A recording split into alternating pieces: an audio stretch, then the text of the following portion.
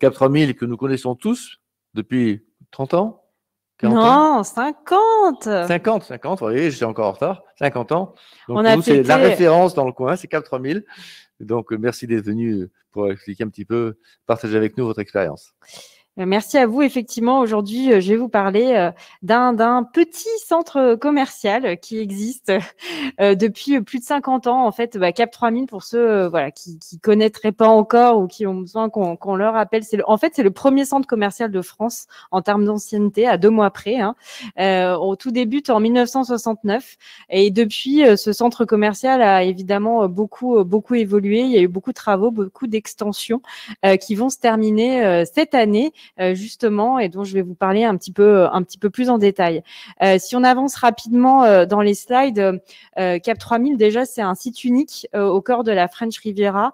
Le sujet aujourd'hui, c'était aussi le sujet de mobilité. Et c'est vrai que Cap 3000 bénéficie déjà d'un cadre face à la mer, mais aussi d'une promiscuité avec les zones principales de mobilité que sont l'aéroport, l'accès direct à l'autoroute.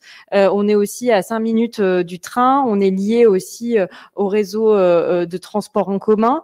On travaille énormément aussi sur les concepts de mobilité douce pour pouvoir venir en vélo électrique.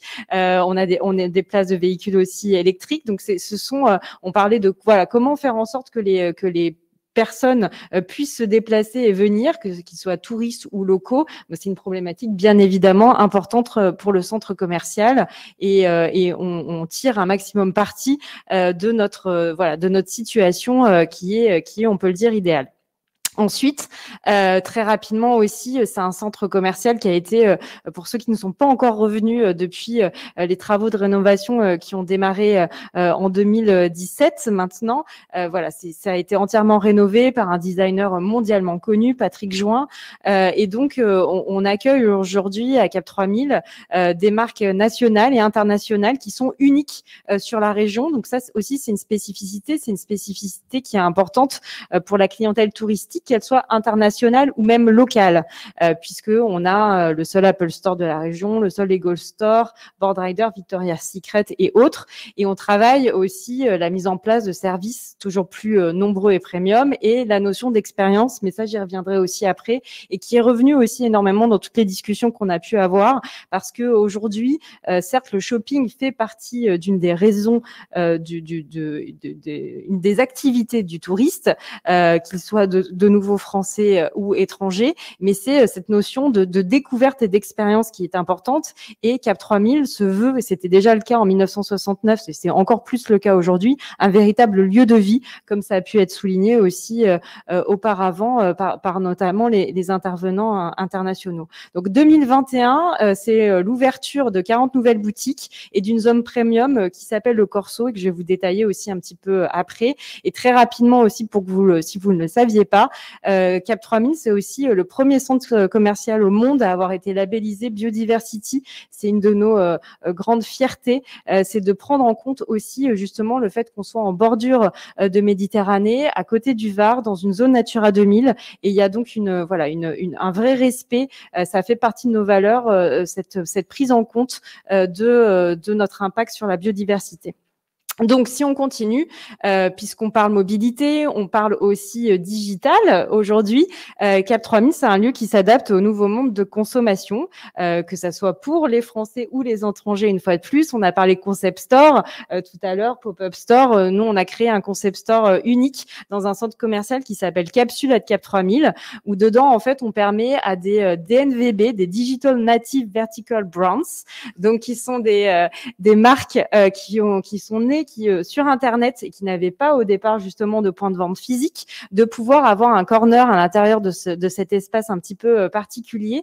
On a essayé de privilégier des marques locales pour pouvoir justement leur donner la possibilité de rencontrer leur communauté, d'avoir un premier contact physique avec leurs clients et nous de soutenir en fait les acteurs locaux, parce que c'est aussi un de nos enjeux et une de nos valeurs, on est un acteur acteur économique local et on veut pouvoir promouvoir aussi les pépites locales. Donc c'est un lieu hybride de 700 mètres carrés qui se renouvelle tous les 3-4 mois. Il y a des nouveaux créateurs qui viennent et qu'on met à l'honneur dans ce capsule à Cap 3000. On a aussi pendant la période précédente de pandémie, mais l'idée était déjà dans notre esprit avant même, mais ça a été accéléré, la mise en place d'une plateforme de e-commerce qui s'appelle MyShop at Cap 3000 et donc qui permet à l'ensemble de nos commerçants, et c'est vraiment important parce que c'est relié directement à leur stock de boutique,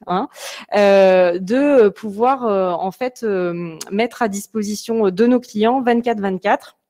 7 jours sur 7, leurs produits. Donc, c'est vraiment la parfaite expression de l'omnicanalité dont on parlait, puisque les clients peuvent commander et faire un multipanier sur les marques de Cap 3000 et ensuite récupérer leurs commandes, soit en boutique en click and collect, soit en click and drive, donc dans les parkings de Cap 3000 et dernière innovation en livraison à domicile. Donc là, on reboucle complètement et pour nous, c'est vraiment très très important et très intéressant et on le considère comme un nouveau service à proposer en fait à nos clients et non pas avant on opposait souvent le commerce en ligne et le commerce physique et en fait pas du tout, c'est une vraie complémentarité. On le sait, nos clients ils vont sur MyShop pour préparer pour certains leur visite et c'est pas pour ça qu'ils vont pas venir ensuite dans le centre commercial. Et pour nos commerçants, c'est un véritable aussi service en plus puisque ça permet un nouveau canal de chiffre d'affaires additionnel puisque c'est lié directement à leur stock. Donc voilà comment Cap 3000 se réinvente et continue de se réinventer. Depuis 50 ans, on veut être innovant et on travaille à ce nouveau positionnement qui passe par vraiment cette idée de lieu de vie dont je parlais tout à l'heure. C'est-à-dire qu'on vient à Cap 3000 pas seulement pour faire du shopping, même si ça peut être une des raisons principales, mais aussi pour passer un beau moment parce qu'il y a maintenant une offre de restauration qui est présente avec tous ces restaurants qui vont réouvrir demain pour la plupart avec les terrasses vues mer parce qu'il y a un programme d'animation aussi qui est mis en place au quotidien avec des concerts, avec des animations dédiées pour nos clients fidèles et parce qu'il y a un environnement privilégié avec un design, comme on l'a dit, une architecture spécifique et qui est proposée aux gens. Donc, c'est une véritable expérience qu'on veut faire vivre aux clients, à la fois pour nos clients locaux pour qu'ils reviennent dans le centre commercial et pour la clientèle internationale en leur offrant le meilleur de ce qu'on pense être l'offre de retailtainment, comme on dit, sur la Côte d'Azur. Je vous dis 2 mots du Corso parce que voilà, c'est notre actualité à venir. Ça va ouvrir début juillet pour la plupart avec des très beaux noms. J'ai mis quelques exemples, voilà, de belles maisons qui vont venir s'installer dans cette zone du Corso de Cap 3000. Pourquoi ? Parce que par rapport à la clientèle internationale et par rapport aux enjeux du territoire, ça sera aussi une vraie valeur ajoutée de pouvoir proposer à la clientèle internationale ces grands noms de la gastronomie ou de la du prêt-à-porter ou de la joaillerie à la française. Donc ça sera aussi de la valeur ajoutée à proposer pour notre clientèle internationale.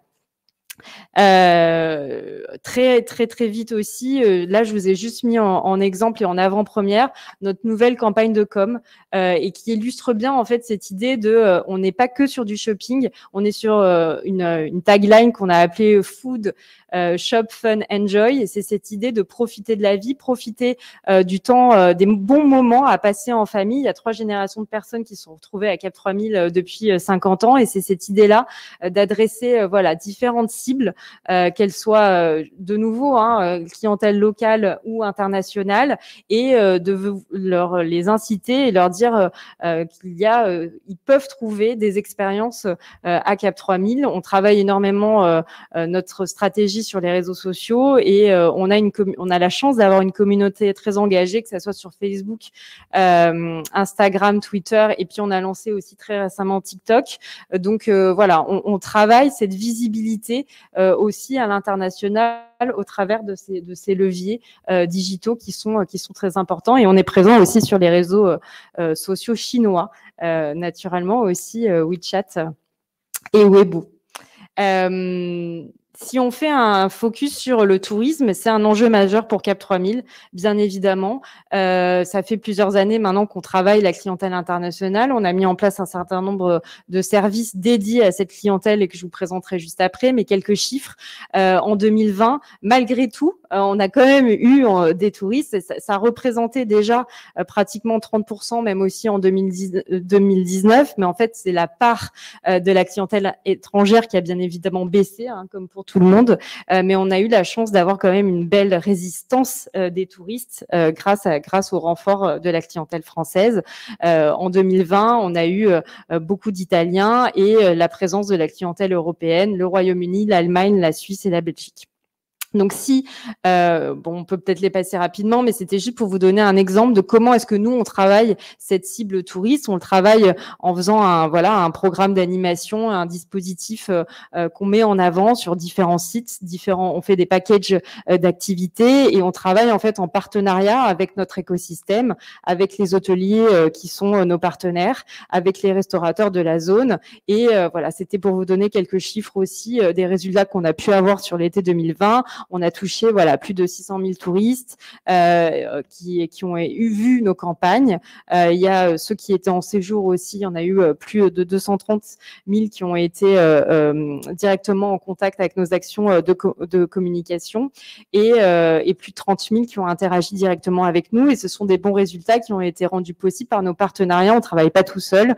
On est partenaire depuis plusieurs années avec le comité régional du tourisme Côte d'Azur, avec la CCI, avec qui on a déjà eu des programmes de sensibilisation et de formation de nos commerçants à l'accueil des touristes. On reboucle ce qui avait été dit au début, bien évidemment avec les offices de tourisme et tous nos partenaires aussi professionnels de la région.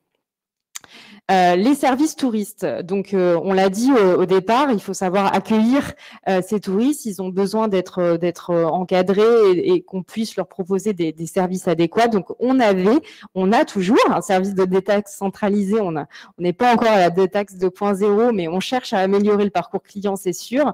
Donc nous, ce qu'on propose, c'est qu'en fait on puisse aller directement à la réception du centre commercial et cumuler les achats qui peuvent avoir été faits dans différentes boutiques pour atteindre le fameux seuil des 100 € qui sont le seuil actuel, et on le fait directement avec Global Blue. C'est un service gratuit pour nos commerçants et qui donc permet d'avoir de satisfaire le client. On avait mis en place aussi c'est toujours en place un shopping pass avec des offres dédiées aux étrangers, avec des offres spéciales dans nos boutiques, et on travaille aussi, même si c'est un peu en pause en ce moment, mais la généralisation des paiements effectivement chinois, Alipay, WeChat Pay, qui sont aussi des véritables enjeux demain pour la clientèle asiatique, et qu'on continuera à travailler.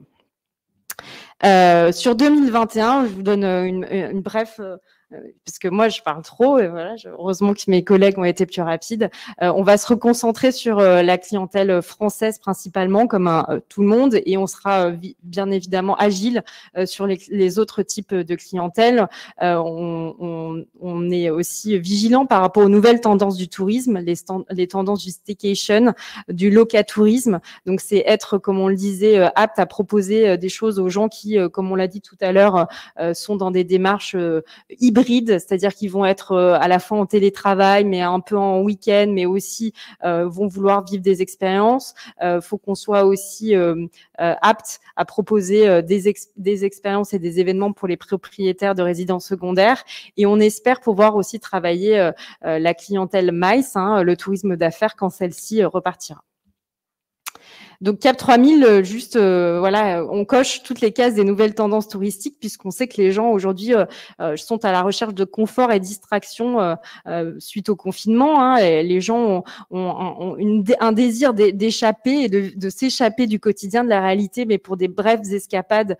Et la démarche et le choix se fait maintenant de manière très très rapide. C'est pour ça qu'il faut aussi un parcours client et pouvoir réserver en ligne tout de suite. on est dans ah bah tiens, j'ai un petit week-end de 2 jours, où est-ce que je peux aller, pas très loin, qu'est-ce que je peux faire? Donc, c'est là où les professionnels du tourisme doivent effectivement avoir des solutions qui sont réservables facilement, annulables facilement, décalables. Donc, il y a tout ce parcours qu'il faut qu'on travaille nous aussi avec nos partenaires et voilà, arriver à proposer des expériences et Cap 3000 peut le faire avec cette idée d'escapade à la fois shopping, déjeuner face à la mer, découverte de lieux insolites. Donc, on est tout à fait en ligne avec ça. Donc, pour nous, l'idée et l'ambition, c'est de participer vraiment à cette comment dire, à cette promesse du territoire d'être un lieu qui soit différent et de co-construire avec nos enseignes et les partenaires Côte d'Azur une proposition voilà d'offres et de destinations touristiques qui permettent d'utiliser le cadre exceptionnel qu'a Cap 3000 et son offre de boutiques et d'expériences voilà comme un levier véritable pour l'attractivité du territoire. Voilà, en résumé, Cap 3000 depuis 50 ans, c'est la destination shopping de la Côte d'Azur avec une localisation exceptionnelle. C'est un lieu de vie mythique vue mer, hein, où les Azuréens se donnent rendez-vous depuis 3 générations. On est un lieu de vie engagé, je vous l'ai dit, c'est important pour nous. Les labels sur lesquels on travaille au quotidien, on a une unicité de marques et de services qu'on renforce aussi au quotidien. Et donc, on veut continuer à être un objectif de visite pour la clientèle à la fois locale et internationale. Et je rejoins le point, c'est que nous, on n'a jamais voulu on en parlait tout à l'heure, comme le printemps, parfois, voilà, avec des zones dédiées que à la clientèle touristique. Nous, on a cet attachement de la clientèle locale et pour nous, c'est quelque chose d'extraordinaire et une valeur forte. Donc, qu'on continue et qu'on continuera à travailler. Merci beaucoup. Une seule question que j'ai, c'est comment continuer à sublimer le parcours client tout en respectant les mesures sanitaires. Beaucoup de bancs tactiles aujourd'hui, non Covid safe. C'est méchante la question. Alors, le parcours client, enfin, la partie sanitaire, elle est prise en compte dans tout ce qu'on fait, dans tout ce qu'on produit aujourd'hui, en fait. C'est-à-dire que le parcours client, il peut être justement réinventé dans l'expérience, dans les événements qu'on propose, parce que de toute façon, ça fait 1 an et demi maintenant que quand on réfléchit à un événement, on le réfléchit avec cette dimension. C'est comment est-ce qu'on peut s'assurer que les gens sont soit en extérieur, comment est-ce qu'on peut leur donner envie de venir et de quand même se retrouver dans des conditions qui sont les bonnes.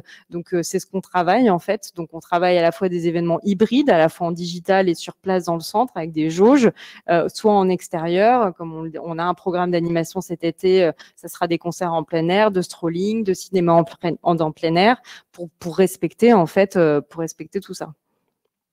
Ok, merci beaucoup.